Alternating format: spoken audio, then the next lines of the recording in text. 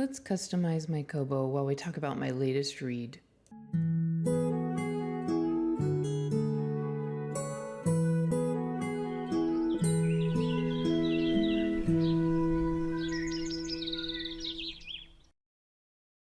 It's hard to believe that summer is almost over and fall is already on the way. Even though fall is my favorite season, I always feel a little sad when summer comes to an end. But my most recent read made up for the end of poolside chats and visits from friends and family. It took all of July, but I finally read The Will of the Many. I've heard so much about this book online that I just had to check it out. I actually convinced my book club to read it before I realized just how long it was. My bad, girls. Sorry about that. Lucky for me, this was an awesome read and worth the hype. I'm going to try to share my thoughts without any spoilers. So, here goes. Synopsis. The Will of the Many tells the story of an orphan named Viz, who has been in hiding since an invasion led to the overthrow of his family on the island where he grew up. Now Viz is living under the hierarchy, the new government under which lower classes must cede their will to those above them. Will is sort of a magic system by which people can gain strength, craft things, and more. Viz refuses to cede his will and in doing so has earned his share of scars. The story picks up when Viz finds himself being recruited to enroll in the prestigious Katinan Academy. Here he must work his way up to the highest ranks and compete with the hierarchy's future leaders, all while trying to uncover a mystery, hide his true identity, and basically stay alive. I mentioned how long this book is, so it's no surprise that a lot happens. There are so many twists and turns that even at 640 pages, it feels like a fast read.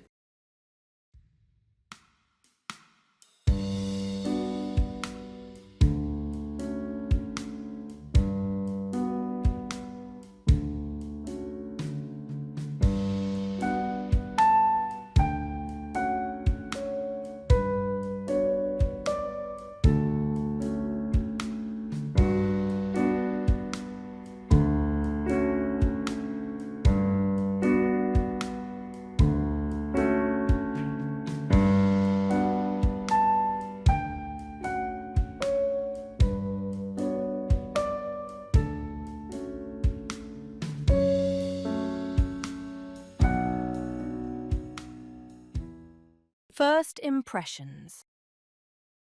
When I first started this book, I was nervous. I had heard it hyped up so much that I was worried it wouldn't be as good as I had heard. So I tried to go in with zero expectations. My first impression was that it reminded me a lot of Red Rising. This was good and bad. I love Red Rising, so it was definitely a vibe I could enjoy.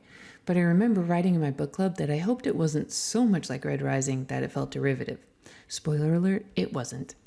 The academia aspect also reminded me a bit of Blood over Brighthaven, another favorite. So that seemed to bode well.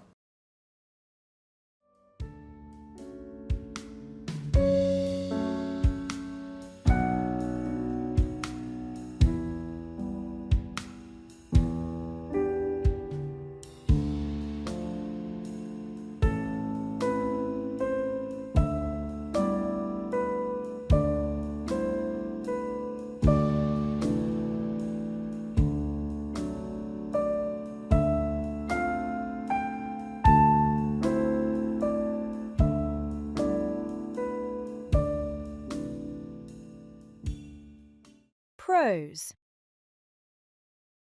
Once I really got into the book, like I said, it was an awesome read. One thing I loved about this book was the way James Islington made you see every character as both good and bad, especially in the beginning. There are no clearly defined good and evil characters in this story. Even the main character, who of course you're biased to root for, constantly shows his moral failings and weaknesses. There were also some really fun plot twists throughout the book. Yes, multiple. At least one of which had me going, "What?" and wishing my husband had read it so I could explain why I was freaking out. I think the two things I annotated most in this book were the word "what" in all caps and broken hearts. Also, there are some fun characters in this book. My favorites were Calidus and Aiden. Chris, where are you at? Right here, Katie. What you need? I think we're ready for a word of the day. Got a good one for us? Of course. Let's get to it.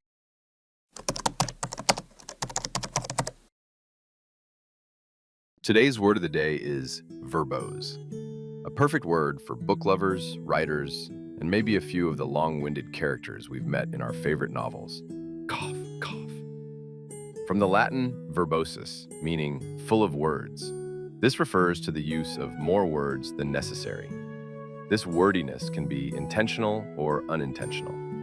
For example, Katie can be a bit verbose about what she is reading. How rude. Anyway, Drum roll, please.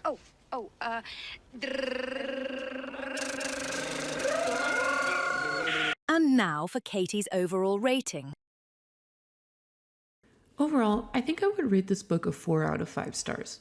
Was it life-changing? No. Will I recommend it to anyone and everyone I see on the street? Probably not. But was it worth the time I put into it? Yes. And I definitely look forward to reading the next book when it comes out in November. I just have to know what happens next. So what about you? Have you heard of this book? If you've read it, what did you think? I would love to know. I'm also interested in the author's other series, the Lycanius trilogy. I have heard really great things about that, and it seems even more up my alley. Let me know if you've read it and how you liked it. Well, that's all for now. I hope you enjoyed this, and I can't wait to share about my next read. Until then, happy reading!